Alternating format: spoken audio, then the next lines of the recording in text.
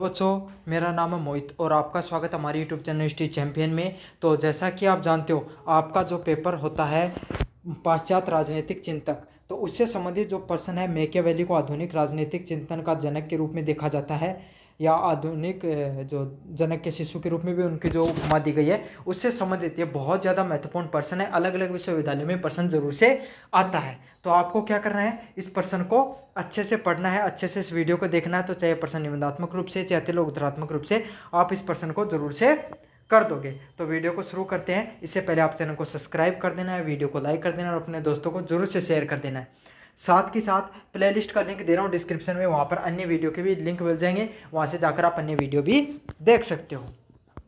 तो देखो, आपको पता, आपने इससे पहले अरस्तु के बारे में पढ़ा होगा, प्लेटो के बारे में पढ़ा होगा, अन्य राजनीतिक चिंतक के बारे में भी पढ़ा होगा, लेकिन इन्हें आधुनिक राजनीति का जनक क्यों कहा गया है? क्यों कहा गया है? क्योंकि इन्होंने वैसी बातें की जैसे कि आज की राजनीति आपको देखने को मिलती है।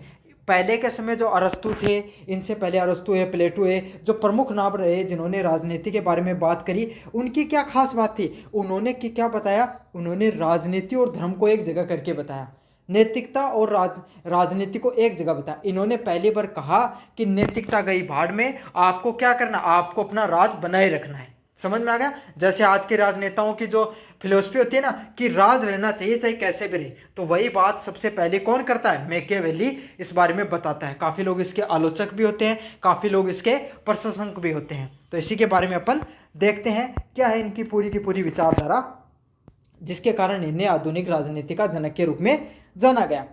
तो निकोलो मैकियावेली को 16वीं शताब्दी का एक महान राजनीतिक लेखक और विचारक थे। तो ये 16वीं शताब्दी में इनका जन्म हुआ। इनको बहुत ही महान राजनीतिक चिंतक विचारक माना जाता था। तो राजनीतिक चिंतक तो आपको ही माने जाते हैं, क्यों? बात यह है कि करियो, इनके द्वारा एक प्रसिद्ध कृति लिखी गई, द प्रिंस, द राजकुमार के नाम से इनके द्वारा क्या लिखी गई थी? एक बहुत फेमस किताब लिखी गई थी, जिसके अंदर राजनीति और नैतिकता और धर्म को अलग करके दिखाया इन्होंने पहली बार। तो यो क्या करो, पहली बार समझ गो, सबसे पहले क्या करो, एक वास्तविकता बताई। पहले भी ये सारी चीज़ें तो है करती, राजा क्या कराया करता, सही तरीका तो राजकौन चलाओ, छल कपट तो सब कराया करता, लेकिन उस समय का जो दार्शनिक विचारक था, वह खुद क्या दार्शनिक बात कराया करता, तो वह कहते था कि राजन क्या होना चाहिए, एकदम साफ सुथरी छवि होना चाहिए, लेकिन ऐसा तो होता नहीं था।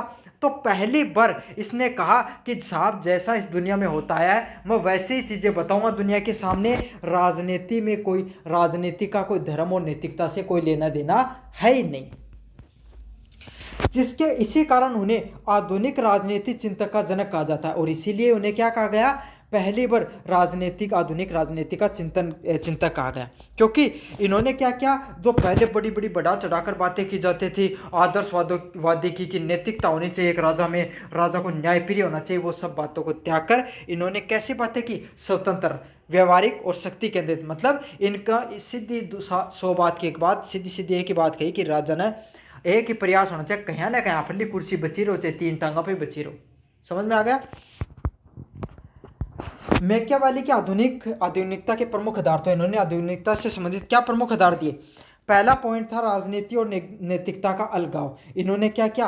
राजनीति और जो नैतिकता, जो पहले के सुकरात, प्लेटो के द्वारा जो बताया गया था, उसको क्या कर दिया? पृथक कर दिया, अलग कर दिया गया।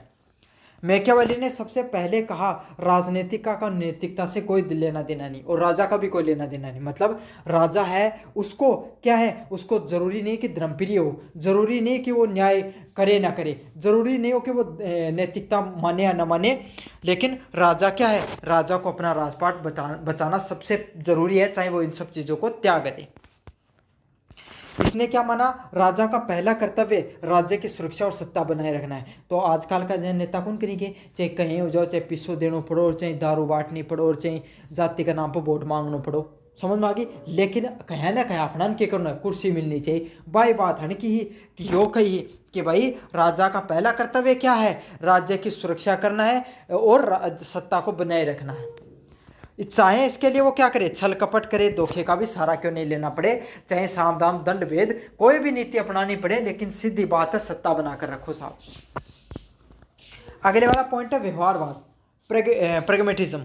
तो इन्होंने राजनीतिक जीवन जैसा था वैसा का वैसा समझाया।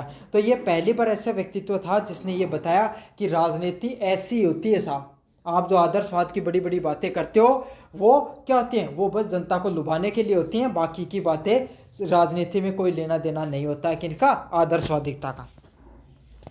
इन्होंने कहा एंड्स जस्टिफाई द मीन्स, इन्होंने क्या कहा, उद्देश्य यदि श्रेष्ठ हो तो साधनों की आलोचना नहीं करनी चाहिए। तो सीधी सीधी बात यही बात कही कि पंक्ति ने याद कर लियो, लिखा है एग्जाम में कि अगर सीधी बात अगर थाने कहीं भी करके अगर कोई साधन मिल रहा है या फिर अगर थाने सत्ता मिल रही है तो पाल लो, चाहे कहीं भी पाओ बस।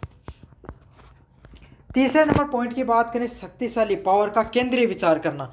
तो राजनीति को इन्होंने शक्ति के प्रयोग और नियंत्रण की प्रक्रिया माना। तो इन्होंने क्या माना, राजनीति को क्या माना, इन्होंने माना कि राजनीति के माध्यम से लोग किस में आते हैं, शक्ति को केंद्रित करते हैं। मतलब भाई राजा के सब शक्तिशाली हुए हैं तो सबसे ज्यादा शक्ति की रहेगी, राजा के पास ही रहोगी। इन्होंने शासक को सलाह दी कि बस समय अनुसार कठोर व उदार बन सकता है। तो यो क्या कही, राजा को व्यवहार का या कौन होना चाहिए, राजा को कोई फिक्स व्यवहार नहीं होना चाहिए। समय के अनुसार राजा ने कठोर भी बनना पड़े और समय के अनुसार के राजा ने क्या करना पड़े, नरम भी बनना पड़े। जैसे एक छोटा सा उदाहरण दो, एक टाइम आयो जब बहुत ज़्यादा बारिश हुई तो क्यों गो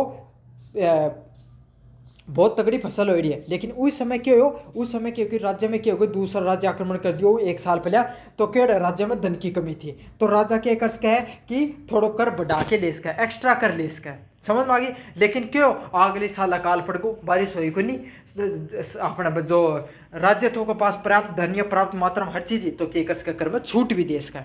समझ में आ गई ना थारे।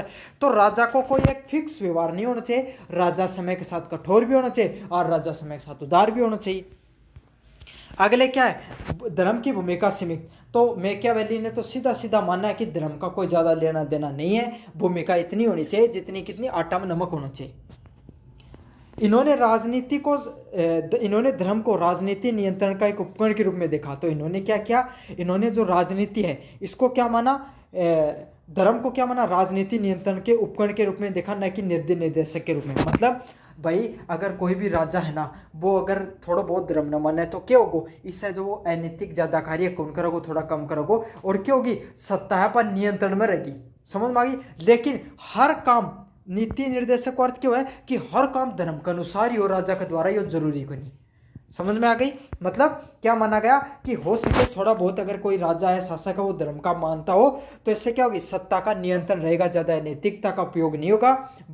अगर उस ज्यादा अगर आप राज्य में नीति निर्देश भी का भी उपयोग नहीं कर सकते धर्म के माध्यम से।